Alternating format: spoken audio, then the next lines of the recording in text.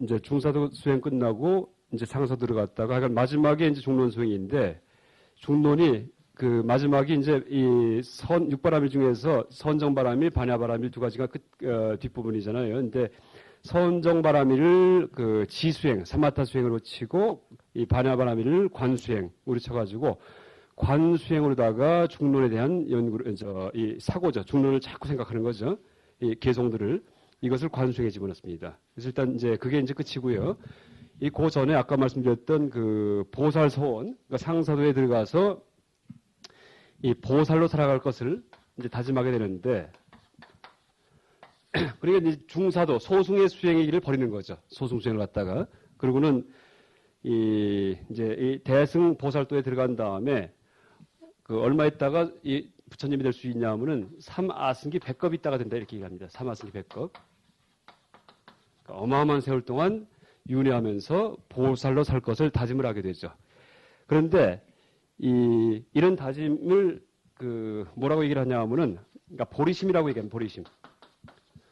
그러니까 보리도 차려연세의 보리심은 보리가 깨달음을 의미하지만은 깨달음의 의미가 자비입니다. 자비. 일단 그러니까 지적인 깨달음보다도 부처가 되겠다는 것은 목적이 그 뭔가 지적으로 많이 알겠다는 게 아니고 모든 중생, 거의 아주 많은 중생을 제도하겠다. 이것을 깨달음이라고 얘기를 합니다. 이 보리도 차지면서는 그러니까 가장 많은 중생을 제도할 수 있는 그런 분이 부처님이다. 이렇게 얘기를 하죠. 그게 깨달음이고. 그래서 그런 자비심, 그러니까 자비심을 갖다가 이제 갖추고서 이 대승 수행의 길로 들어가는데 또 하나 특징이 이 자비심을 갖춰라. 자비심을 갖추고 보살의 길을 살아라. 라고 권유하는 게 아니고, 권유만 하는 것이 아니고 그런 자비심이 마음속에서 점점점 자라나게끔 하는 수행법이 있습니다. 그래서 이제 앞에서도 뭐 죽음에 대해서 명상하라 하면은 그냥 명령만 하는 게 아니고 죽음에 대해서 명상하면서 진짜 마음에 와닿게 그렇게 쭉 써놨었죠.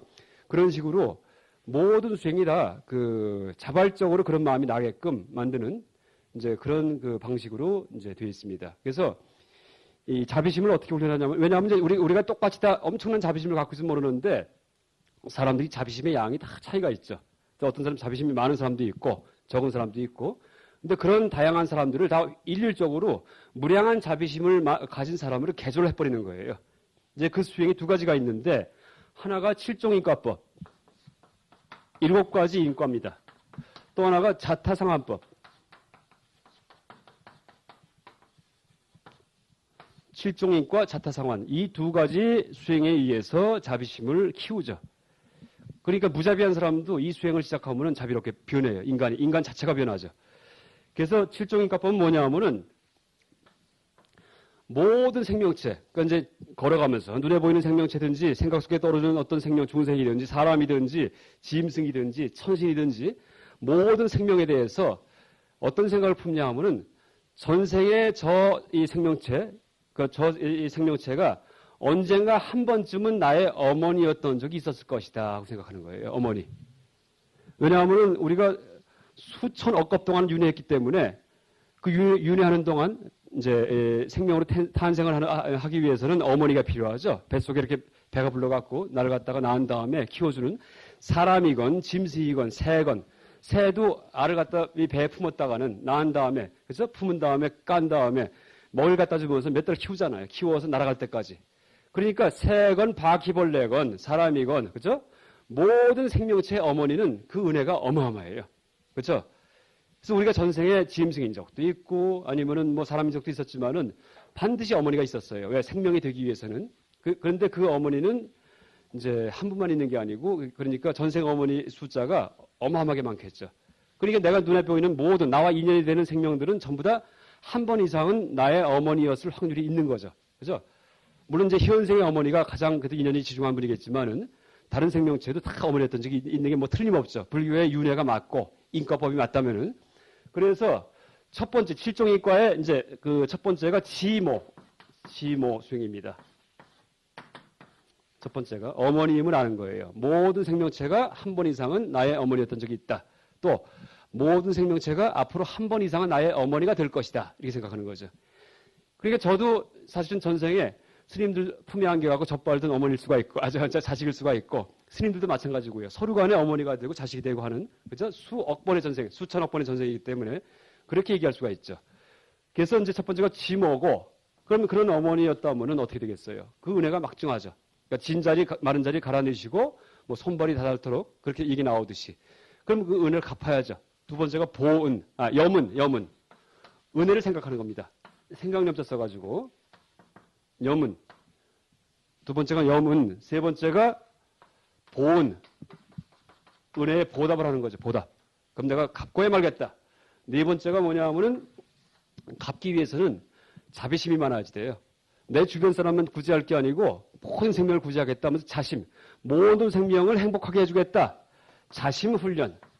자심은 불교에서 자비라고 할 때 자는 남에게 사랑을 주는 거고 비는 남의 슬픔을 제거하는 거죠. 같이 슬퍼하는 게 비심이고, 그렇죠? 행복을 주는 것이 자심이고. 첫 번째는 자심 훈련. 그 다음에 두 번째는 비심 훈련입니다. 비심. 그 다음에 여섯 번째는 이제 강화시키는 거예요. 자비심을. 자꾸 강화시키죠. 그래서 지나가다가 무슨 두꺼비를 보건 파리를 보건 모기를 보건 그쵸? 깍지벌레를 보건 내 어머니였던 적이 있고 내가 틀림없이 너를 갖다가 당신을 제도하겠다. 그렇죠? 그래서 부처님이 되게 해주겠다. 이런 마음을 자꾸 품는 거죠. 그 다음에 일곱 번째가 이제 보리심. 언젠가 꼭 성불을 해가지고 이 내 눈에 보이고 내가 접했던 모든 생명들을 내가 다 구해주겠다 하는 다짐을 하는 거죠. 이게 7종 인과법입니다. 그러니까 7단계에 걸쳐서 마음을 자꾸 자비롭게 만드는 거예요. 마음을. 이제 근본 이제 이 동기는 그 불교의 윤회설에 비춰볼 때 모든 생명이 반드시 나의 어머니였기 때문에 이렇게 얘기를 하는 거죠. 그 다음에 이제 자타상환법이 있는데 자타상환법 이건 뭐냐면은 나와 남을 자와 타를 갖다가 상환 바꿔보기예요. 바꿔보기. 자타상환법. 그래서 다른 생명체를 대할 때 내 입장에서 막 대하는 게 아니고 그 입장이 돼가지고서 해보는 거예요. 그 입장에 대해서. 기독교에서 황금률, 예수가 얘기했던, 그쵸? 네가 대접받고 싶은 만큼 남을 대접하라 이렇게 나오죠? 이게 황금률이에요. 기독교 도덕윤리의 근본인데 여기 비슷한 거라 볼 수도 있어요. 또 공자님 논어에도 같은 말이 나오죠? 그러니까 이제 윤리 근본이 하여간 내가 받고 싶은 것만큼 내가 받기 싫은 것은 남한테 하지 않는 거. 이런 것들이 윤리예요. 이게 자타상환법이죠. 그때 남은 기독교나 공자님 같은 경우는 이건 인간만 들어가요. 인간만. 근데 불교에서는 모든 짐승이 다 들어가요. 모든 생명이 다 들어가죠. 천신이든지 축생이든지 지옥중생이든지 악이든지 다 들어가죠. 이 자타상환을 할 때. 그래서 이제 항상 그 입장에 대해서 어저께 말씀드렸듯이 쥐새끼가 한 마리 나타나면은 무섭다고 하고 잡으려고 하는 게 아니고 그 놈 입장에서 참 생각을 해보는 거예요. 얼마나 기가 막히겠어요. 그렇죠? 쥐새끼 입장에서. 이게 이제 자타상환법이죠. 그래서 이것도 역시 분별적 수행입니다. 사택수, 머리 굴려갖고 하는 거예요. 그러니까 너무 쉬워요. 그러니까 수행하는 게. 뭐 집중하고 삼매 이게 아니고 계속 머리 굴려갖고 생각을 하는 거죠. 분별을 통해서. 그러면은 우리 마음속에 자비심이 자꾸 자라난다는 얘기를 합니다. 자라난다는. 그래서 이제 자비심을 이제 키운 다음에 그러니까 상사도에서는 그 키우는 마음이 첫 번째가 자비심이에요. 자비심. 그래서 자비심이 어지간히 완성되면은 그 다음에 가서 지관 수행을 합니다. 그 다음에 지관 수행을 하는데 지는 사마타, 관은 윗바사나.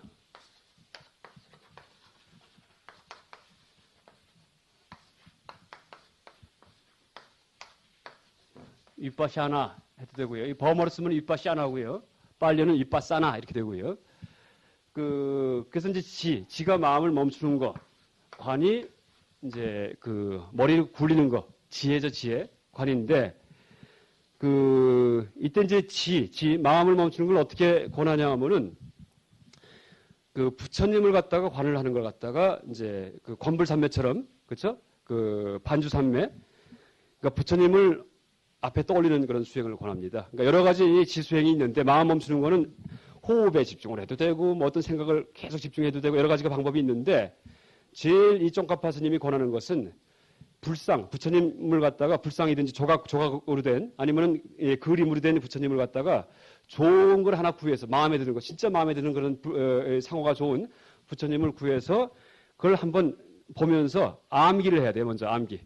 그러니까 육개는 어떻게 생기셨고 나발이 몇 개 붙었고 이걸 다 암기를 합니다. 그러니까 며칠에 걸쳐 갖고 그 다음에 옷주름은 몇 개가 있고 하는 것까지 그 다음에 얼굴은 어떻게 생겼고 그러니까 바라보면서 완전히 암기를 한 다음에 그 다음에 다리 꼬고 앉아 갖고서 그 모습을 떠올리는 거예요. 허공에다가 1m 앞에 내 앞에 이렇게 앉아 계신 것처럼 떠올리죠. 그러니까 집중을 해가지고 예를 든다면은 그 무슨 연애하다가 그 상대방을 갖다가 이제 눈만 감아도 뭐 달림만 봐도 그 얼굴이 떠오르고 이렇게 하는 거예요. 그렇죠? 이렇게 영상을 떠올릴 수 있죠. 여러분들 잘 아는 분들, 어머님 얼굴이든지 아버님 얼굴이든지 이런 분들 얼굴을 가만히 이렇게 한번 떠올릴 수가 있죠. 그런 식으로 상어가 좋은 부처님 조각이나 부처님 그림을 한참 이제 이 암기한 다음에 허공에다 놓고서는 이 떠오르게 만드는 거죠. 이게 이제 지수행입니다. 그래서 떠오르는데 한꺼번에는 다 안 떠올라요. 무릎부터 떠오르면은 무릎부터 먼저 정확하게 만든 다음에 그 다음에 이어지는 부분을 갖다 점점 정확하게 만든다는 얘기합니다. 얼굴부터 떠오르면은 얼굴 중에 그러면 코부터 정확하게 만든 다음에 눈의 모습, 그 다음에 이마, 그 다음에 머리 하면서 점점점 퍼져가면서 전체를 갖다가 떠올리는 거죠. 그래서 완벽하게 모습이 다 떠오르면 그게 지혜 상태예요. 사마타가 완성된 상태죠. 거기까지 하는 겁니다. 사마타가. 삼매에 들어가는 게 내가 암기했던 부처님 모습이 뚜렷해질 때까지. 근데 그게 몇 달 걸려요. 그렇게 되려면은.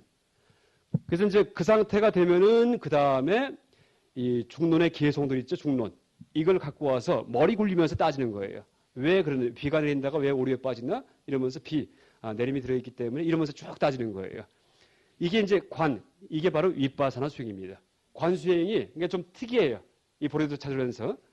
그러니까 중론의 관을 이제 수행을 시키는데 먼저 사마타부터 하고 나서 사마타 마음이 고요해진 토대 위에서 관을 하는 거예요. 그렇게 관을 하면은 머리가 굴러가다 보니까 또 마음이 흐트러지겠죠. 그래서 한참 한 20분 30분 하다가 마음이 흐트러져 갖고 잘 집중이 안 돼요. 그럼 다시 또 아까 지수행으로 돌아가요. 다시 집중을 해서 부처님을 떠올려요. 계속. 한 10분 20분 걸리면서 딱 떠오르죠. 그럼 마음이 고요해진 거예요. 그럼 다시 또 그 상태에서 머리 굴려 갖고 중론을 생각하는 거예요. 이게 지관쌍운법입니다. 지관쌍운. 그래서 이걸 정리한다면은 이 방법이 먼저 지부터 수행을 하다가 그 다음에 지가 완성된 상태에서 여기에 관을 덧붙여요. 관.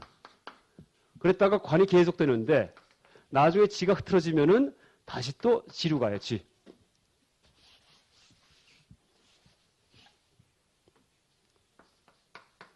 그래서 이제 지수행을 하다가 지수행이 멈춰지면은 이렇게 쓰는 것보다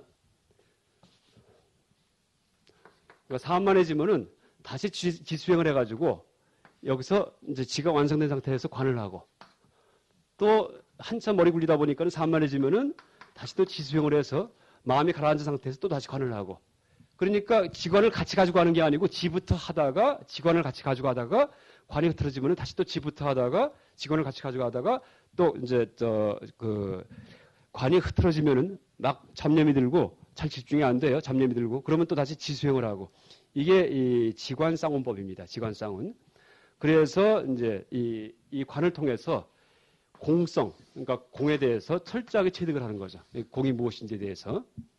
그러니까 모든 것이 다 공하다 하는 이제 그런 진리를 체득을 하는 그런 수행이죠. 이게 보리도처절연의 그 제일 마지막입니다. 마지막. 그래서 이게 완성되면은 지관이 완성되면은 나중에 성불을 한다 이렇게 일하죠. 이제 근데 그 기간은 물론 3아승기 100겁이 걸립니다. 예, 대승 수행이기 때문에 대승 보살도는 기간이 길잖아요.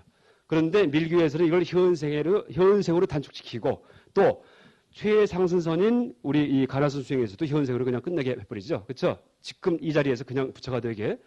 그러니까 티베트도 그것도 마찬가지고. 그러니까 밀교하고 이 서원 수행이 굉장히 비슷해요.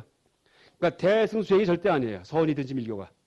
그러니까 보통 대승에서 보살도를 내면 3아승기 100겁인데 밀교나 서원은 현생에 끝장내잖아요.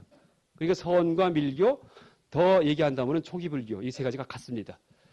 그러니까 아라한이든지 부처든지 이런 이름 다 지워버리고 어쨌든 그 의미만 본다면은 실제 이 가나선 수행, 서원 수행법 자체가 제 생각에는 그러니까 제 생각이지만은 부처님 당시에 진짜 그 근본 수행이 똑같은 것 같아요. 그리고 대승 불교는 어떻게 보면은 엄청난 어떤 상상이고 이제 물론 이건 다시 또 연구를 해봐야 되겠지만은 왜냐하면 부처님 당시에는 전부 다 끝장나잖아요. 전부 다요. 부처님 그 초기 불교에 보면은 그냥 가르치면은 1250이고 전부 다 깨닫거든요. 다 끝까지 가고. 근데 대승에 오면서 그건 다가 아니다 얘기를 하면서 보살도 얘기하고 뭐 삼아승기 100겁 얘기하고 이렇게 되잖아요. 근데 결국은 티베트 가더라도 그게 너무 기니까는 밀교로다가 현생에 끝장나게 해버리고 또 중국에 오니까는 선으로다가 현생에 끝장나게 해버리고 그러니까 다시 사실은 초기 불교 정신으로 돌아간 게 아닌가 이렇게 생각할 수가 있죠. 그러니까 선이 초기 불교 근본 정신으로 멀어진 게 아니고 진정한 초기 불교 정신의 회복이 아닌가. 단 문제는 기초 수행 없이 관념 수행부터 들어가기 때문에 문제가 되죠.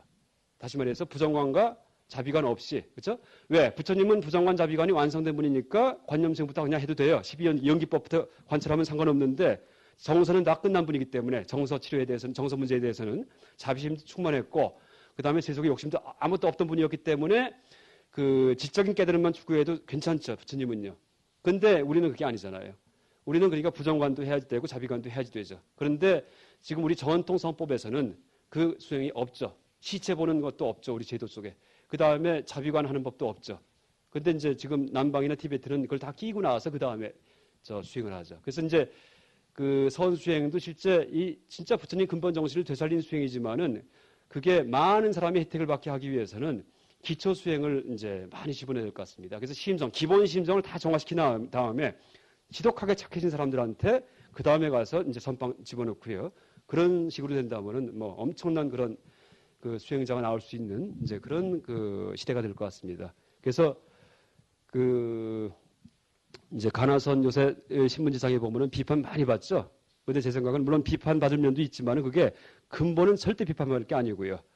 그 이제 그 관화선 하기까지 과정에서 그 아직 준비가 안 된 상태에서 이제 하는 분들 경우에는 큰 도움을 못 받고 이제 거꾸로 나을 때부터 생이지지 원래부터 착한 분들이 계시죠. 이런 분들이 이제 우리 큰 스님들이시죠. 이런 분들은 직접 들어가신 다음에 다 영혼같이 되잖아요. 그래서 한국 불교를 얘기할 때 일본 사람인데 뭐라고 얘기를 하냐면은 한국 불교는 영혼이 나오는 불교라 얘기를 합니다. 100점짜리가. 근데 일본은 그게 아니래요. 일본은 일단 스님이라고 한다면은 70점은 넘는데요. 근데 암만 잘해봤자 90점은 있을 때 100점은 없대요. 일본 불교예요, 그게요. 근데 한국 불교는 100점짜리가 여러분이 나온대요. 그런데 이제 보편적인 어떤 그 불교인들의 어떤 그 양식은 진짜 그 일본만도 못할 수도 있고 이제 그런 얘기를 하죠. 그렇지만 어쨌든 100점짜리가 나올 수 있는 데가 한국 가나선이고, 근데 그 이유는 그분들이 이 제도화된 수행법은 없지만은 원래부터가 타고난 성품 자체가 전혀 세속에 욕심이 없으신 분들이었고 또 타고난 성품 자체가 자비심이 충만한 분들이었기 때문에 자비관 부정관이 부처님처럼 완성돼서 태어난 분들이었기 때문에 굳이 수행을 하지 않더라도 가나선에 직접 들어가갖고 이제 끝까지 가신 그런 분들이 아닌가 이렇게 생각할 수 있습니다. 어쨌든 지금 제가 이제 하사, 중사, 상사를 얘기했는데 큰 요점은 뭡니까? 하사도하고 중사도에서 가르치는 게 중사도도 떠나고 싶은 마음, 하사도도 뭡니까? 죽음에 대한 관찰, 이게 다 욕심 없애는 거예요. 그 다음에 상사도의 첫 단계에서 자비심, 그렇죠? 그러니까 우리가 삼독심을 없애는 게 이제 이 불교 수행의 목적인데 탐심부터 먼저 없애요. 탐심. 어떻게? 죽음에 대한 명상, 그 다음에 출리심, 중사도 갖고서. 탐심은 또 태어나고 싶은 욕심, 이것도 탐심이에요. 재물력, 오용락도 다 탐심이지만 그 다음에 진심 없애요. 뭐 갖고서? 자비관 해갖고, 자비관. 그 다음에 치심을 없애는 수행, 지관 수행을 그때 비로소 합니다. 지관 수행을. 그러니까 탐욕과 분노가 일단 기본 정화된 다음에 분노가 평생 화를 내가 한 번도 안 낼 수 있다. 진짜 세속에 털 것만큼 욕심도 없다. 그 다음에 딱 다리 꼬고 앉아갖고 지관에 들어가면은, 그렇죠? 그게 이제 가나선이 돼도 좋고, 근데 오히려 중론적인 이런 지관보다도 실제는 가나선이 더 즉효일 것 같고요. 더 시원한 맛이 있고, 또 티베트 밀교 같은 경우는 어떻게 보면 너무 분별적이에요. 그러니까 밀교 수행 어저께 얘기 드렸죠? 그러니까 이제 그저께인가? 공속 쌓는 거. 얼마나 만화 같아요. 그러니까 시원한 맛이 없어요. 근데 가나선 이 선우록집 보면은 진짜 이거는 이게 끝이구나 하는 생각이 들죠. 너무 시원하잖아요. 그래서 진짜 최고의 좋은 수행법인데 우리가 그 사전 그 심성 훈련을 그 넣지 않은 상태에서 그러니까 교과 과정 없이 그냥 위에 얘기만 하다 보니까 이제 많은 그 혜택을 못 보는 그런 분들이 생기는 게 아닌가 하는 그 추측도 할 수 있습니다. 또 하나 얘기 드리면은 이제 이것도 제 얘기인데 우리가 이제 도노점수 얘기하잖아요. 근데 지금 이 티베트 수행법을 얘기하면 이건 점수법 아니냐 이렇게 얘기해요. 근데 제 생각은 그게 아니고 이게 도노돈수법입니다. 도노돈수. 무슨 얘기냐 하면은 맨 끝에 가갖고서 깨닫기 전까지는 계속 수행할 게 남아있잖아요. 그러니까 깨닫기 전에는 그러니까 이제 돈수가 돼야지 도노가 되는 거예요. 돈수가 돼야지. 그러니까 맨 마지막에 가서 깨달았을 때에는 더 닦을 게 없는 거죠. 깨달은 다음에 그 다음에 습기를 제거하고 이런 체계가 아니잖아요. 계속 수행하다가 끝에 가서 딱 끝장나는 거예요. 끝에 가서 중론이랑 뭐 이 직관을 해가지고서. 그러니까 실제는 이게 도노돈수죠. 그리고 도노돈수가 흔히 굉장히 무슨 교만한 얘기 아닌가 하는데 저는 엄청나게 겸손한 얘기로 이제 생각이 되고요. 왜냐하면은 그 도노점수일 경우에는 어떤 지적인 조망이 생기고 나면은 아 나는 깨달았구나 하고 착각할 수가 있어요. 그다음에 이제 습기 제거해야지 이렇게 되죠. 이원화가 되죠. 근데 도노돈수일 경우는 어떻게 됩니까? 습기가 남아 있으면 아직 깨달은 게 아니에요. 그러니까 그걸 거꾸로 얘기한다면은 그 습기가 싹 제거된 상태에서의 지적인 조망이 겸한 사람만이 깨달았다는 깨자를 붙여야지 그렇지 못했을 경우에는 깨달았다는 말 하지 말아라 이런 얘기죠. 그러니까 아무도 깨달은 사람 없다는 얘기예요. 거의 다. 아무도가 아니고 거의 다 없다는 얘기예요. 그래서 더 닦을 것 없는 사람들, 심성도 엄청 정화가 되고 엄청 착하고 이러면서 지적인 조망도 열리고 이런 사람만이 도노돈수 끝장난 사람이다. 이런 의미에서 이 열반하신 종종 스님께서 이제 경책하신 게 아닌가 이제 그렇게 짐작을 합니다. 물론 해석은 여러 가지로 할 수 있지만은 그러고 이제 티베트 불교의 이 보리도 체제론 수행법이 그 의미는 도노돈수법이 아닌가. 이제 끝에 가서 끝장나는 거니까 중간에서 뭐 하사, 중사, 상사의 초보 단계에서 깨달았다는 얘기 못 하죠. 계속 닦는 거니까. 그때 끝에 가면 그때 가서 더 닦을 것도 없고 이제 깨달음도 끝났다 이렇게 얘기를 하는 거죠. 도노돈수죠. 이게 이제 티베트 불교의 수행 체계이고, 이제 하나 더 얘기 드린다면은, 그러니까 우리가 중론을 공부할 때 그냥 책만 보고 들어갈 게 아니고, 이제 티베트에서 개발한 수행법은 사전 심성 훈련을 갖다 이렇게 많이 집어넣어 놨어요. 그래서 이제 중론을 연구할 경우에는, 물론 이제 거꾸로 갈 수도 있죠. 저 같은 경우는 거꾸로 갔는데 중론부터 보다가, 솔직히 제가 옛날에 술을 엄청 먹었어요, 옛날에. 또 공부하다 보니까 더 먹어요. 왜? 중론 같은 거 보다 보니까는 뭐 진짜 선도학도 없어요. 막말로 악취공 같이 된 적이 있었어요. 옛날에요. 그러니까 아마 소문도 막 나고 한 20명이 저녁 때 술 먹기 시작하면은 새벽에 해가 환하게 뜰 때 한 3명 남아요. 저는 꼭 끼어요. 꼭. 거기. 어느 술자리 가더라도. 그랬는데 암만 해도 이상해요. 암만 봐도 이게 불교가 이게 아닐 텐데. 이게 아닐 텐데 싶어갖고는 좀 긍정적인 사상이 없을까 하고서 뒤져본 게 대지도론이에요. 제가요. 그 이제 처음 학위 논문 쓰기 전에 옛날에. 그 지도론을 보면서, 왜냐하면 대지도론이 똑같은 그 용수보살 쓰신 것이고, 그 다음에 반야 사상에 대한 주석이기 때문에, 그러면서 혹시 화엄적인 긍정 사상이 있지 않나, 처음 시작은? 그러면서 지도론을 봤죠. 6개월 동안 제가 노트하면서 봤어요. 계속 하루 종일 봤죠. 근데 전체가 한 800페이지 되는데, 신수상경에 제가 한 360페이지까지, 다는 못 봤습니다. 한 360페이지까지는 노트하면서 봤는데, 보다가 발견한 게 뭐냐면 바로 이제설이에요. 화엄이 아니고, 아, 속죄가 있구나. 이걸 이제 그때 알았어요, 제가요. 그러면서 길장 스님 책 보다 보니까는, 아유, 이제를 그렇게 강조해요. 진속 이제를 알아야지만 공을 아는 거지, 이제를 모르면 공을 모르는 것이다. 진제만 알면은 악취공에 빠지고, 속죄만 알면은 해탈하지 못한다, 이렇게 나와요. 속죄만 알면은 계율만 지키고, 아무리 남한테 베풀어봤자 해탈 못해, 하늘나라 태어나지. 그런데 진제가 개입이 돼야죠. 바람일. 이래야지만 해탈을 하죠. 그래서 진속이 균등한 것이 이 대승수행이다, 이렇게 나오더라고요. 진속 균등이. 그러니까, 우리가 중론에서 배우는 것은 철저하게 진제만 배워요. 진제. 왜 중론에서 진제만 가르치냐 하면 그 당시에 속죄는 있었기 때문에 속죄는 뭐가 가르쳤냐 하면 아비달마에서 가르쳤어요. 아비달마의 법 유론 이게 퍼져 있었기 때문에 그건 가르칠 필요가 없어요. 다 알고 있으니까. 그러니까 진제만 더 씌우면 돼요. 그러니까 용수보살도 아비달마를 굉장히 강조해요. 용수보살이. 어디에서? 보행왕정론, 권기왕송 이런 데에서 사념처 수행, 보시, 지계 다 강조해요. 다. 그런데 중론에서는 진제만 얘기하죠.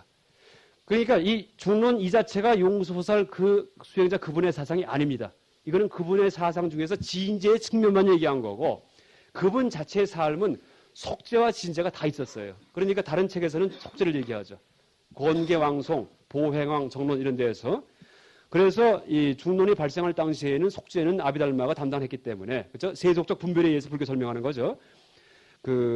이제 이 중론만 더 씌웠으면 됐는데, 우리가 지금 공부할 경우에는, 아비달마도 지금 공부 안 하고 있잖아요. 그러니까 중론만 볼 경우에는 진제병에 빠져갖고 악취공자가 될 수가 있다는 얘기예요. 그러니까 이런 이제 공병, 공견을 에서 벗어나게 만들어주는 방법이 바로 속죄의 회복이죠. 속죄 회복. 그러니까 계율, 보시, 윤리, 도덕, 분별, 이거의 회복이 이 진제의 병에서 벗어나게 하는 방법이죠. 그래서 혹시 질문 있으세요? 질문 있으시면 이따 질문하시고요. 일단 여기까지 이제 제가 일단 이 기본 중관학 또 중관학을 공부하는 방법에 대한 전체적인 설명을 이제 다 끝내고요. 이제부터 중론 강독에 들어가겠습니다. 강독에.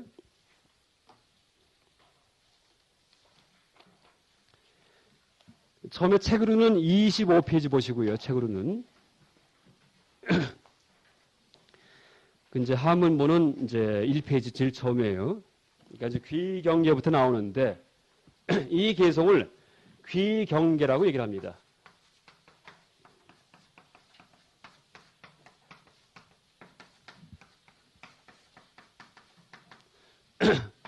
그러니까 뭐 존경을 올리는, 존경을 바치는 그런 개송이다 이렇게 얘기할 수 있겠죠. 그러니까 부처님께 귀의하는 개송이다 이런 뜻이죠. 귀경계. 그런데 이 얘기하기 전에 하나 또 얘기할 게 한자가 그게 오원시로 되어 있죠. 오원 5글자시로 되어 있죠. 불생력, 불멸, 불상력, 부단, 불일력, 불이해서 5글자시로 되어 있죠. 무슨 오원 절구 이건 아니에요. 운자는 안 맞아요. 근데 어쨌든 오원 고체시. 그러니까 고체시에서는 이제 운자가 안 맞죠. 그러니까 한 오원시로 만든 것이, 오원시로 번역한 것이 이제 한자고, 또 중론이 원래 범어로 쓰여 있는데 이걸 티베트어로다가 번역할 경우에도 각바, 맷바, 깨мет바 해갖고 7원시로다가 번역을 합니다. 딱, 그러니까 티베트시도 음절시입니다. 그러니까 불생불멸이, 그러니까 불멸불생이 각바, 맷바, 깨мет바 하면은 불멸력, 불생 이렇게 됩니다. 티베트 말로다가. 그래서 또 범어, 그러니까 이제 왜 이렇게 그러면 시 형식으로 음절을 맞춰갖고 번역했냐 하면은 범어 원문 자체가 음절시기 때문이에요. 음절시. 그래서 그 밑에 저 책에서 25페이지에 이 범어, 그 영어 로마자로 써놓은 걸 보시면은 아니 로드함, 안 우드바담, 안 우째담, 그 아샤스바담 이렇게 나와 있죠. 이게 음절시예요. 음절시. 그러니까 우리나라 시조처럼 시조가 음절시죠. 이 몸이 죽고 100번 고쳐주고 딱 숫자가 떨어지죠. 그런 식으로 범어시건 한문이건 티베트 번역문이건 다 음절로 되어 있는 시죠. 그럼 범어는 어떤 시냐 하면은 이 시를 슐로까 이렇게 얘기하면 슐로까. 이 중론 송 이게 전부 다 슐로까라는 시로다가 써진 거예요. 슐로까. 그럼 슐로까는 어떤 시냐 하면은 32음절짜리 시입니다. 32음절짜리 32음절. 그래서 이제 보면은 그 한 줄이 16음절이에요. 한번 세보세요. 음절 셀 때는 모음 단위로 세면 돼요. 모음 단위. 모음이 하나 있으면 한 음절입니다. 그래서 보세요. 아니 로드함 4개죠. 아니 로드함 안 우뜨바담 안 우째담 아 샤스바담 16개예요. 딱. 그렇죠? 16개. 세 보면은 그 밑에 안 에까르탐 안 나나르탐 안 아가맘 아 니르가맘 16이죠. 16, 16 합격하고 32개예요. 그래서 이걸 보통 4음절짜리 빠다. 그러니까 4음절짜리 그 4음절을 빠다라고 얘기를 하는데 4개의 빠다가 4개 모여갖고 16개짜리 슐로카가 된 거죠. 그래서 이제 16개 합해져갖고 16음절이 32음절짜리 슐로카 시가 된 거예요. 시. 그러니까 요소보살이 위대한 게 이 심오한 사상을 다 음절시에 맞춰갖고 만든 거예요. 다 음절시에. 또 이걸 왜 알려드리냐 하면은 우리가 중론 읽다 보면은 갑자기 그 보통 쓰지 않는 단어가 나타나는 경우가 있어요. 보통 오온을 얘기할 때 색수상행식이 오온이죠. 근데 중론에 뒤에 읽다 보면은 색수상행심 이렇게 나와요. 심. 식이 아니고. 왜 그러냐 하면은 음절수를 맞추려다 보니까 식일 경우에 식은 비즈냐 나의 3음절이에요. 그러면은 시를 쓰다 보니까는 한 음절이 남아 17음절이 돼버려요. 16이 돼야 되는데. 그러니까 2음절짜리로다가 이 식과 비슷한 말이 없나 찾아갖고 찢다가 이 심이거든요. 이걸 쓰는 거예요. 근데 그걸 우리가 한문 번역할 때는 심, 마음심자로 번역을 하죠. 그러니까 구마라지 법사가 색수상행심 이렇게 번역을 하죠. 그래서 이제 그런 것들, 그런데 이제 이게 시라는 걸 모를 경우에는 무슨 심이라는 말이 뭐 따로 있나 보다 이렇게 착각할 수가 있어요. 그게 아니고 음절수를 맞추기 위해서 말을 조작한 게 굉장히 많아요. 이 안에요. 그래서 일단 그걸 이제 그 염두에 두시고요. 그러니까 시라는 것. 첫 번째 개성을 읽어보면은 이거를 범어 번역을 제가 보겠습니다. 범어 번역을. 소멸하지도 않고 생겨나지도 않으며, 그러니까 불멸불생이에요. 근데 한자는 어떻게 되어 있냐 하면은 불생불멸로 되어 있죠. 근데 범어는 원문은 불멸불생으로 되어 있어요. 그 다음에, 그러니까 이제 왜 그런지는 제가 또 설명드리겠습니다. 항상 뜨지도 않고 단전된 것도 아니며, 부상부단. 이건 똑같아요. 동일한 의미도 아니며, 다른 의미도 아니며, 불일불이. 그 다음에 오는 것도 아니고 가는 것도 아닌 이은기. 희론이 정밀하며 상스러운 이은기를 가르쳐주신 정각자. 정각자는 부처님이고요. 설법자들 중 제일인 최고인 그분께 예배합니다. 이게 존경을 바치는 개송이죠. 근데 여기에서 이제 이 번역이 잘못됐습니다. 항상 되지도 않고 단절된 것도 아니며가 아니고 단절된 것도 아니고 항상 된 것도 아니며 이렇게 바뀌어져 있어요. 원래 원문이. 안 우째담 아샤수바담. 그러니까 소멸하지도 않고 생겨나지도 않으며 이건 맞고요. 범어. 그 다음에 단절되지도 않고 항상 된 것도 아니며 이렇게 되어 있습니다. 그런데 한문에서는 그걸 바꿔놨어요. 그러니까 범어 원어는 불멸불생, 부단불상 이렇게 되어 있는데 한문 번역할 때는 구마라지 법사가 불생불멸, 불상부단 이렇게 번역을 했어요. 왜냐하면은 원래 반야경에 나오는 걸 따온 건데 반야경에서는 불생불멸, 불상부단 이렇게 나와 있어요. 원래는요. 그런데 용수보살이 중론을 쓰려다 보니까 중론을 이제 작성할 때 불생불멸하면은 아까 얘기했던 슐로카라는 시 형식에 맞지가 않아요. 32음절짜리 시인데 이게 어떤 위치에서는 장음, 어떤 위치는 단음 이런 규칙이 있어요. 장단단장, 장장장 이렇게 해갖고. 그런데 불생불멸 쓰면은 이게 시 형식에 맞지가 않아요. 그런데 불멸불생이라고 쓰면은 시 형식에 맞아요. 그래서 바꿔놓은 거예요. 그러니까 불멸부터 쓴 것이 원래 범어 원어에서 용수보살이 그게 무슨 특별한 의미가 있는 게 아니고 음절, 그쵸? 시 형식에 맞추기 위해서 조작을 가한 거죠. 그런데 이걸 한문으로 번역을 할 때 구마라지 법사가 용수보살의 그 마음을 알고서 다시 원상복귀 해놓은 거예요. 불생불멸 이렇게 해갖고요. 그러니까 용수보살도 대단하지만은 구마라지 법사도 대단하죠. 그런 이제 그 내용을 쭉 풀이한 것은 제가 논문이 하나 있습니다. 그래서 제목이 뭐냐 하면은 한국불교학이라는 그 논문집에 32집에 아마 실렸을 거예요. 한국불교학. 그런데 중론 8불계의 배열과 번역의 문제가 번역해서 제가 논문 쓴 게 있어요. 근데 이거를 제가 논문 쓰기 전까지는 사람들이 어떻게 해석했냐.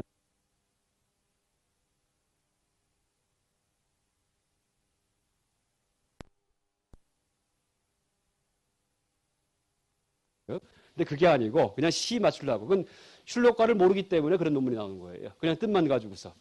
그 다음에 한문 원문에 불상부단으로 되어 있는데 범어 원문은 부단불상이에요. 이것도 마찬가지예요. 범어 원문에서 불상부단 이렇게 순서를 해버리면 슐로카 음절 수에 안 맞아요. 그러니까 용수보살이 바꿔놓은 거를 구마라지 법사가 원상복귀해 놓은 거죠. 또 티베트 번역에서는 이 불일불이가 제일 마지막에 가요. 이것도 또 불이, 불일 이렇게 뒤바뀌어 있어요. 근데 그러니까 티베트본, 그 다음에 한문본, 범어 원본 이게 다 달라요. 순서가, 배열이. 근데 그 이유는 딴 거 없어요. 다. 그 나라의 시 형식에 맞추기 위해서 그렇게 바꿔놓은 거예요. 그 의미의 차이는 없다는 얘기죠. 또 하나, 여기 이제 불생불멸할 때 이제 보시면은 아니로드함 이렇게 돼 있죠. 이게 불멸입니다. 불멸. 아니로드함이 범어에서. 니로드하가 멸이라는 뜻이고 아자가 붙으면은 불자가 붙는 거예요. 아자가 범어에서 부정의 뜻이에요. 부정. 원래 그래서 이제 이 진원, 이게 다란이, 진원이죠. 진원, 만트라. 그 아음 숭배 사상이 있죠. 아음. 인도에서. 그러니까 그래서 아자가 그 부정의 의미이기 때문에 진리의 세계는 오직 부정에 의해서만 드러난다. 그래서 이제 첫 번째예요. 그게. 아음 숭배 사상이. 그러니까 부정에 의해서 진리가 드러나기 때문에 진리를 우리가 꼭 집어 말을 못해요. 이게 아니다, 저게 아니다 이렇게만 말할 수 있을 뿐이지. 그래서 이제 아자가 위대한 의미다. 그러니까 부정을 뜻하니까. 또 두 번째가 뭐냐면은 그 아음은 범어에서 모든 음이 아음을 갖고 있어요. 아음을 갖다가 범어 문자, 데바나가리라는 범어 문자에서. 그러니까 모든 음에 깔려 있다. 토대가 된다. 그래서 아자가 모든 현상의 배후에 있는 것과 똑같다 이렇게 얘기를 하죠. 그 다음에 아자가 모든 알파벳의 시작이죠. ABCD도 아부터 시작하고 아야어여도 아부터 시작하고 일본의 아이웨어 이것도 아부터 시작하고 일본의 또 물론 가나가 이 범어 영향을 받습니다. 만들어질 때. 그래서 이제 그런 시작음이고 이제 그런 의미에서 모든 소리 중에서 가장 위대한 소리가 아자다 이렇게 얘기를 하죠. 어쨌든 아는 부정의 뜻인데 이걸 어떻게 번역했냐 하면은 불멸 이렇게 번역을 했죠. 불멸. 그러니까 안이 불자를 썼는데 이거 번역을 할 때 먼저도 얘기 드렸지만은 불자로 번역해도 되고 무자로 번역해도 되고 비자로 번역을 해도 됩니다. 그러니까 세 개 다 무방하고요. 왜냐하면은 이 범어가 인도 유럽 어족에 속하는데 인도 유럽 어족에서는 이 부정을 할 때 무와 비, 불 이걸 구별을 못 합니다. 그래서 이제 먼저 얘기 드렸죠.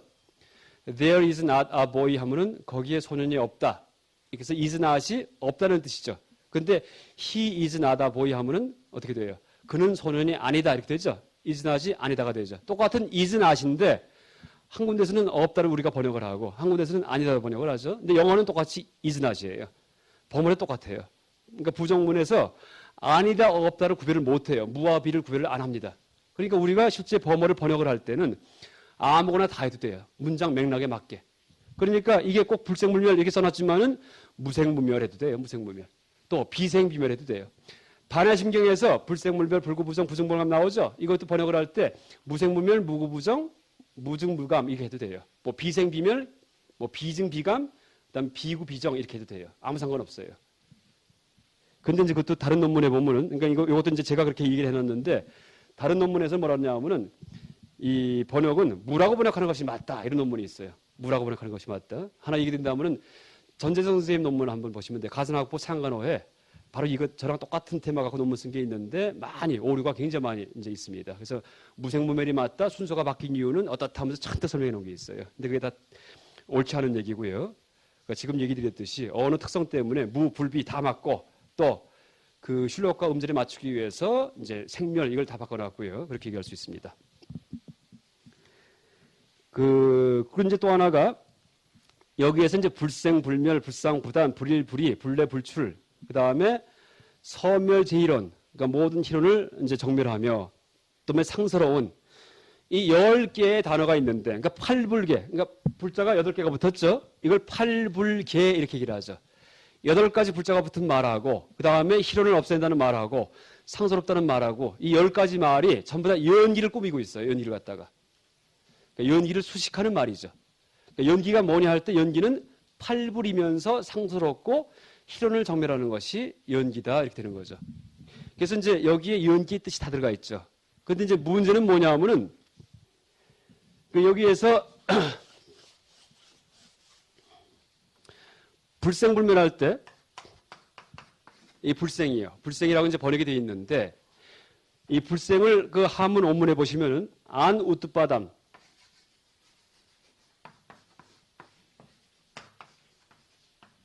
이렇게 되어 있습니다. 안 우뚜바담. 그 다음에 연기의 범어 원어가 뭐냐 하면은 프라티티아 쌈무뚜바담.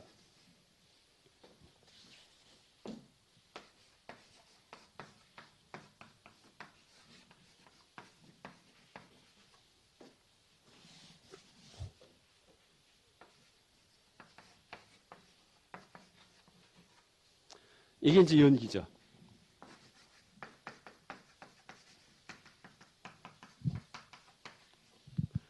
근데 보세요. 불생할 때 안자가 이게 불자입니다. 그러니까 모음 앞에서는 안을 쓰고 자음 앞에서는 아를 씁니다. 아. 그러니까 부정을 뜻할 때. 우뚝바다가 생이죠. 생. 연기는 뿌라티티아 쌈. 여기까지가 연입니다. 연. 그 다음에 우뚝바다가 기죠. 기.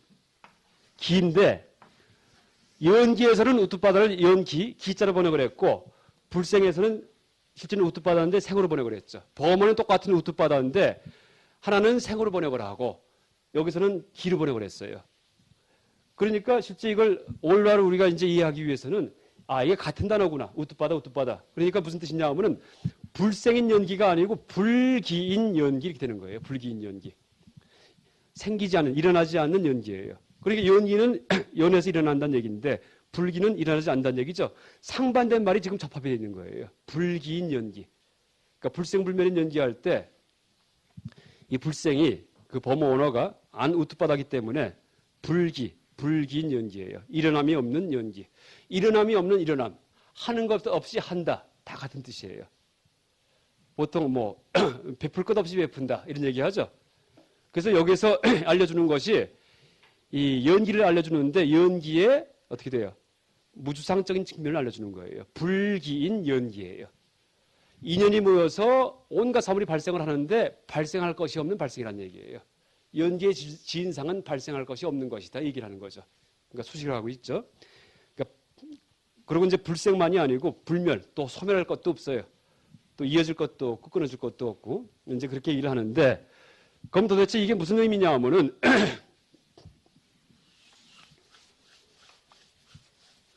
일단 연기에서는 어떻게 얘기를 합니까?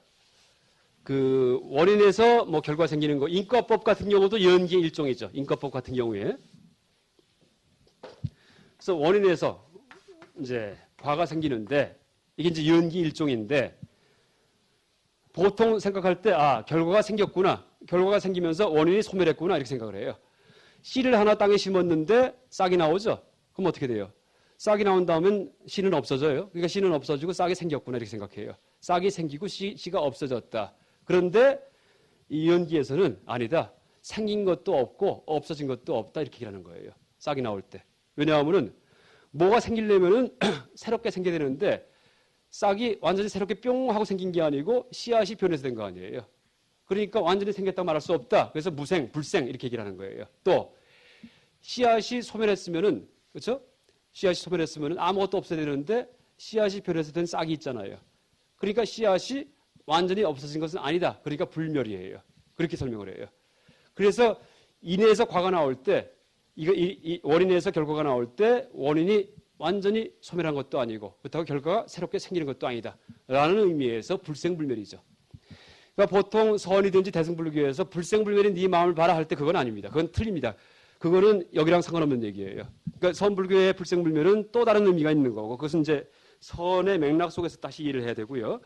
중론에서 얘기하는 불생불멸은 생이라는 개념을 논파하는 거, 멸이라는 개념을 논파하는 거예요. 그냥. 어저께 그저께 개념 논파를 많이 얘기를 드렸죠.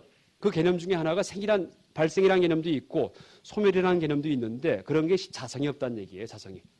발생도 자성이 없고 소멸도 자성이 없다. 이 얘기를 하는 거죠. 그러니까 생하지도 않고 멸하지도 않는 영원한 무엇을 찾아라 이런 얘기가 아니고요. 영원한 연기다 이런 얘기가 아니고 연기에 의해서 세상 만사가 이루어지는데 그때 그 연기는 그 실제 뭐가 발생하는 거, 그 다음에 발생하면서 옛날에 있던 게 없어지는 거 이게 아니라는 얘기예요. 그런 의미에서의 연기다 이런 뜻이죠. 또 이게 이제 불생불멸이죠. 그러니까 다시 얘기한다면은 그 원인에서 결과가 생하는데 이 결과가 이제 그 새롭게 생기는 것도 아니고 또 이 결과가 생할 때 원인이 완전히 사라진 것도 아니다 해서 불생불멸이죠. 그 다음에 불상부다는 무슨 뜻이냐 하면은 원인에서 결과가 생할 때 원인이 그대로 결과로 이어지는 것도 아니고 불상. 그렇다고 해서 원인과 결과가 완전히 끊어져 있는 것도 아니고 해서 부단 이렇게 됩니다. 원인과 결과가 씨앗과 싹이 이어진 게 아니죠. 왜? 다르기 때문에. 전혀 다르잖아요. 씨앗과 싹이. 그렇다고 해서 완전히 다른 것도 아니죠. 왜? 씨앗에서 싹이 나오는 거니까. 그렇기 때문에 부단이죠. 단절된 것도 아니고 이어진 것도 아니다. 그 다음에 불일, 불이. 이건 무슨 뜻이냐면은 원인과 결과가 같은 것도 아니고 다른 것도 아니다. 실제 그렇죠. 원인과 결과가 같은 게 아니에요. 씨앗과 싹이. 그런데 원인과 결과, 씨앗과 싹이 그렇다고 완전히 다르다 이런 말도 못해요. 왜? 그 씨앗에서 그 싹이 나왔기 때문에. 이게 불일, 불이입니다. 그 다음에 불내, 불출 돼 있는데 이때 출자는 불내, 불거 해도 됩니다. 불내, 불거. 그리고 이제 구마라지법사가 이 불내, 불거인데 원래는 이걸 갖다가 그 불내, 불출로 번역을 했죠. 근데 실제 이 반야경 같은 데 보면은 불내, 불거로 나와 있죠. 왜 출로 번역을 했냐 하면은 범어 원어가 이 니르가맘이에요.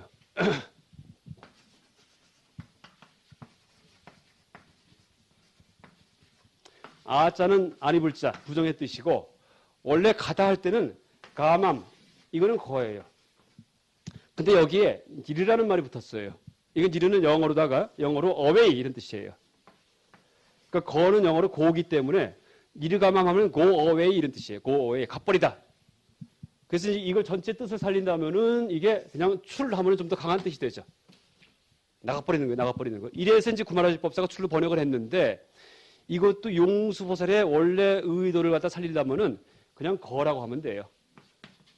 왜냐하면은 여기에서 니르라는 말은 이게 무슨 의미가 있어서 붙은 게 아니고 아까 얘기했던 슐록과의 음절 숫자를 갖다 맞추기 위해서 집어넣은 거예요. 그냥 조작을 해갖고. 왜냐하면은 이를 빼버리면은 가맘 되죠. 삼음절이죠. 근데 불거를 표현하기 위해서 사음절을 써야지 돼요. 안, 우뜨, 빠, 담, 사음절이잖아요. 불생 같은 경우도. 그렇죠? 네 음절을 맞추기 위해서 단을 무슨 이제 어떤 조사를 하나 집어넣으려다가 니리자를 하나 집어넣어버린 거예요. 그래서 니르가 맘한 거죠. 그러니까 이 니르도 의미가 있어서 넣은 게 아니고 음절수 맞추려고 용수보살이 집어넣은 거기 때문에 우리가 번역할 때 번역 안 해도 되죠. 그러니까 귀경계도 번역할 때 그냥 불례역 불거 해도 돼요. 불출하고 불거가 다른 게 아닙니다. 근데 이제 구마라지법사는 니리의 의미를 살려갖고 불출로 번역을 했죠. 근데 원래 용구수보살의 참 뜻은 그냥 음절수를 맞추기 위해서 니리를 집어넣은 것일 뿐이다. 이렇게 이제 생각할 수 있습니다.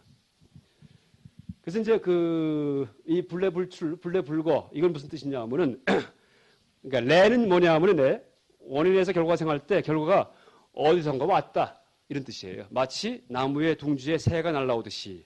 근데 그건 아니죠. 왜? 결과가 씨앗에서 나왔지 싹이 어디서 먼저 온 게 아니잖아요. 이게 불례예요. 불거는 거의 의미는 뭐냐 하면은 원인에서 결과가 나올 때 원인이 그대로 결과로 갔다 이런 뜻이에요. 마치 굴에서 뱀이 나오듯이. 근데 그게 아니죠. 그 원인 그 씨앗 그 자체가 결과로 그냥 간 게 아니잖아요. 굴에서 뱀이 나올 때는 굴에 있던 뱀이 바깥으로 그대로 나와요. 그렇죠? 이게 거예요. 똑같은 게 가는 게. 그런데 씨앗에서 싹이 나올 때는 변하잖아요. 그러니까 불거 그대로 가는 게 아니라는 얘기예요. 그래서 불례불거예요. 그러니까 팔불, 그러니까 불생불멸, 불상부단, 불일불이, 불례불거가 다 같은 얘기예요. 이게 다른 얘기가 아니고 인과쌍에 대해서 이렇게 그 네 가지 방식으로 조망을 할 수 있다는 얘기죠. 이런 건 재미없으시죠? 그 조는 비유를 보면은 지금 한 반쯤 스님들 이제 졸고 계세요. 근데 조금 재밌는 얘기 드리면은 다 이렇게 들으시는데, 근데 사실 이거는 깨달음하고 아무 상관없는 얘기이기 때문에 그렇죠? 우리 실제 불교 수행하는 목적하고는 상관없이 이런 것들이 이제 문헌학적인 거, 뭐 인문학적인 거 이런 것들이에요. 또 현대 불교학은 맨 이런 불교학이에요. 현대 불교학. 근데 이런 토대가 있어야지만 또 실제 이 경전의 의미도 우리가 올바로 해석을 할 수가 있죠. 안 그러면은 대충 해석하고는 자기 나름대로 또 오해할 수가 있어요. 근데 이렇게 철저하게 언어적인 분석부터 먼저 해나가면서 이해를 해야지만 불생불멸, 무생멸이 같은 거구나 이러면서 이제 이 부처님이든지 용수보살 이런 분들의 참 뜻을 정확히 파악할 수가 있습니다. 말 나온 김에 이제 하나만 더 얘기 드리면은 현대 불교학이 지금 이 강원서도 얼마 전에 그 강원 제도 개편 때문에 전국 승가 연합선 회의도 했지만은 세미나를 했었죠.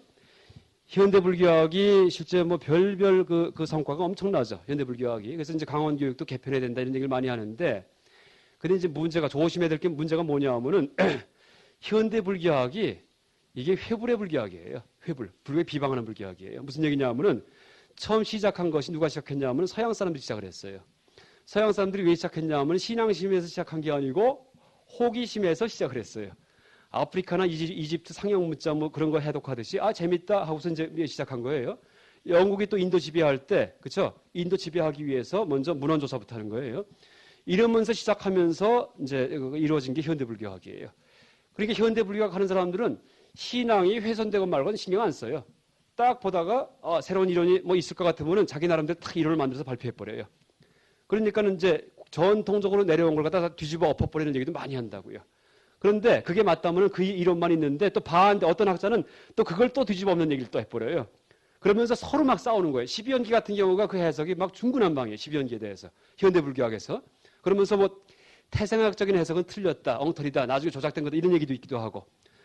이러면서 이제 그 12연기도 뭐 이제 의존 관계로 해석이 된다든지 이게 지금 현대 불교학계의 그 주류예요. 그러니까 신앙자들의 어떤 신앙은 전혀 신경 안 쓰고 각종 학설만 얘기하는 거예요. 그리고 가능하면은 독창적인 학설을 내세운 사람일수록 더 위대한 불교학자예요. 현대 불교학이에요. 이건 불교 신앙학이 아니고 인문학이에요. 그러니까 어떻게 돼요? 현대 불교학의 연구 성과에서는 대승불교는 다 가짜다예요. 대승불교는 기원 전후에서 만들어졌다 이렇게 되죠. 그 말 그대로 믿어보세요. 어떻게 돼요? 이거 가짜네? 누가 조작한 거네? 법화경, 화엄경 다 조작한 거 이렇게 돼요. 근데 우리가 그거 그냥 배우잖아요.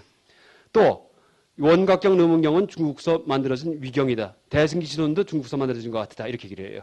가짜예요. 큰 사기꾼이 만든 거예요. 그렇게 돼요. 현대 불교학에서. 금강산매경은 이제 원효 스님이 직접 써가지고 본인이 직접 주석을 붙였다. 금강산매경론 해갖고 야나기다 세이잔 말이에요. 일본 학자 중에. 그렇죠. 현대 불교학이에요. 물론 일본 불교학도 이제 이 서양 불교학의 그런 그 젖을 먹고 살았지만은 물론 그게 다 부정될 건 아니에요. 현대 불교학이 아주 소중해요. 왜? 그 전까지 불교에서 맹목적으로 생각했던 거 이런 걸 갖다가 다 쳐주기 때문에 잘못된 걸 갖다가 그런 면에서 역할을 하는데 문제는 뭐냐 하면은 거기에서 신앙이 안 나온다는 얘기예요. 끝까지 30 많은데 혼동되기만 해. 헷갈리고. 대승에 대해서 어떻게 생각해야 될지. 그럼 초기 불교만 불교인가? 그럼 윗바사나 해야 되나? 이러면서 막 헷갈린다고요.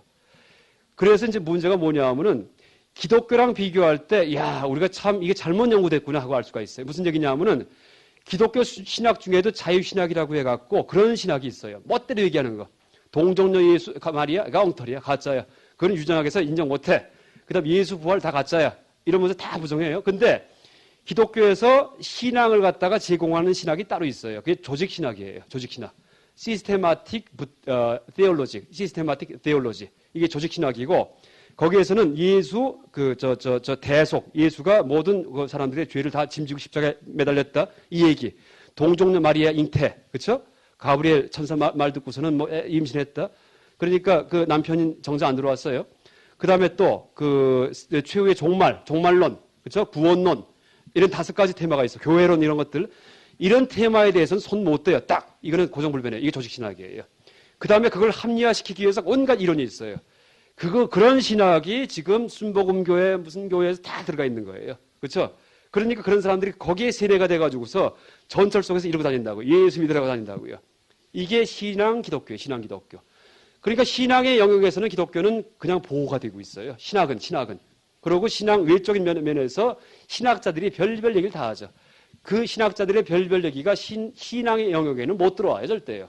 그런데 불교학은 어때요? 현대 불교학에서 불교학자들의 별별 얘기가 신학의 영역에 막 들어와 버리잖아요. 지금이요. 그렇죠? 또 그런 얘기를 하는 사람일수록 위대한 불교학자인 줄 알아요. 그러니까 실제 불교학에서는 원래 신앙 불교학을 담당하던 분야가 종학의 종학. 그렇죠? 각 종파의 종지를 알려주는 학문이고 실제 강원의 교육과 과정이 바로 그 종학이에요. 우리 그 선요, 절요 때 배우는 게 다 서원불교 중심의 교재가 돼가지고 쭉 배우는 거죠. 이게 종학이에요. 그런데 그걸 갈아엎고서는 인문학 들어왔다가 큰일 난다는 얘기예요. 그럼 신앙은 다 망실된다는 얘기예요. 그렇다고 해서 이제 전통 그 종학이 옳다는 얘기는 아니에요. 개선을 해야 되는데 그 현대 불교학에서 하나의 과제가 있어요. 그러니까 현대 불교학이 기독교와 대비시킨다면은 또 하나 개발해야 될 그런 학문 분야가 그 조직 신학에 대비되는 조직 불교학이에요. 조직 불교학. 시스테마틱 부톨로지.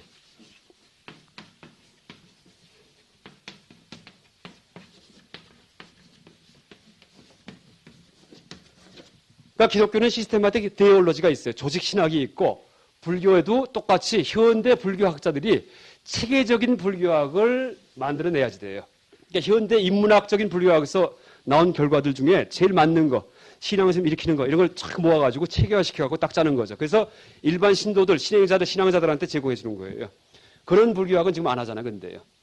이게 뭐냐면 전 세계를 서양이 식민지, 문화 식민지하기 때문이에요. 그렇죠? 우리 지금 옷 보세요. 그렇죠? 그 다음에 무슨 건물, 교육제도, 행정제도, 무슨 자동차 전부 다 서양 거예요. 유일하게 전통을 지키는 게 딱 하나 있어요. 어디예요? 바로 절이에요. 스님들 복식, 복장, 그렇죠? 그 다음에 불교 의식 도구. 이건 골동품이 아니에요. 당장 쓰고 있는 거예요.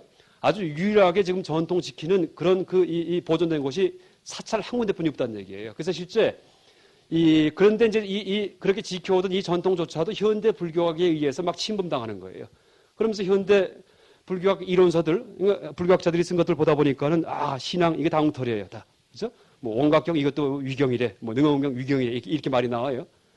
그러니까는 실제는 우리가 이제 그 인문학적인 불교학을 갖다가 그걸 믿고서 거기에 들어갈 게 아니고 물론 인문학적인 불교학도 연구를 해야 되지만은 이런 식의 불교학을 또 새롭게 하나 개설을 해야지 돼요. 그러니까 번역을 한다면은 이건 이제 체계불학, 체계적인 불교학이죠. 불교학이 아니고 불학이에요. 왜? 신학과 대비돼 갖고. 그렇죠? 기독교학이 아니고 신학이듯이 불학. 신학은 저 계시고 불학은 밑에서 솟아 올라오는 거예요. 각 깨달음이. 각. 그래서 그런 의미에서의 그 깨달음까지 가는데 체계적인 어떤 그런 가르침을 주는 이제 그런 걸 제공해야 되는데 제가 아까 얘기했던 보리도 차제론 이게 바로 시스테마틱 부톨로지예요. 그러니까 티베티인들의. 그리고 이 시스테마틱 부톨로지, 그러니까 체계불학은 현대 인문학적 불교학의 공격을 전혀 안 받아요. 왜냐하면은 이게 위경도 관계없어요. 왜냐하면 사람 심성 향상 체계에 맞춰 경전을 쓰기 때문에. 가짜 경전이 아니고 이교도의 경전도 내 마음을 선하게 개선시키면 써도 돼요. 거기다가 집어넣어 갖고서는. 그렇죠? 논어도 써도 돼요. 논어 같은 경우도. 그러니까 이 시스테마틱 부톨로지 체계화돼서 그러니까 이제 어떤 이게 진짜 불경이냐, 부처님 진짜 말씀이냐 아니냐 이걸로 다 가름할 게 아니고 어떤 시스템에 의해서 깨달음까지 갈 수가 있느냐 하고 단계화시킨 다음에 각 단계마다 쓰는 경전을 가짜 경전이건 진짜 경전이건 알 수가 없어요. 능원경이 진짜인지도 몰라요. 이건 알 수가 없어요. 근데 현대 불교학자 하나의 그냥 이론일 뿐이에요. 근데 우리가 그 이론을 진짜인 줄 알죠. 근데 그런 경전들을 가져와서는 단계별로다가 학습 내용을 집어넣는 거죠. 그러면 관계없다는 얘기예요. 또 그 속에는 현대의 무슨 좋은 어떤 현대 철학자의 책도 들어가 상관없고요. 그 단계의 심성을 향상시키는 그런 교재가 될 수만 있다면은. 그러니까 이 시스테마틱 부톨로지 체계불학은 이게 진짜 불교냐 가짜 불교냐 위경이냐 진경이냐 이게 아니고 어떤 경전이건 갖고 와서 이제 그 체계화시켜 갖고 깨달음까지 가는 과정에서 쓸 수 있게 해주는 이제 그런 불교학이죠. 그래서 이제 이런 불교학을 앞으로 그 이제 혹시 교학을 계속 하실 분들은 그냥 인문학 들어가셔도 되지만 그것도 뭐 물론 중요하죠. 새로운 교리 개발하는 거니까. 근데 이렇게 신앙 불교학을 이제 연구하는데 전념하셔도 좋을 겁니다. 이상 마치고 마치는 게 마치죠. 마치고 오후에 다시 이어서 하겠습니다. 네.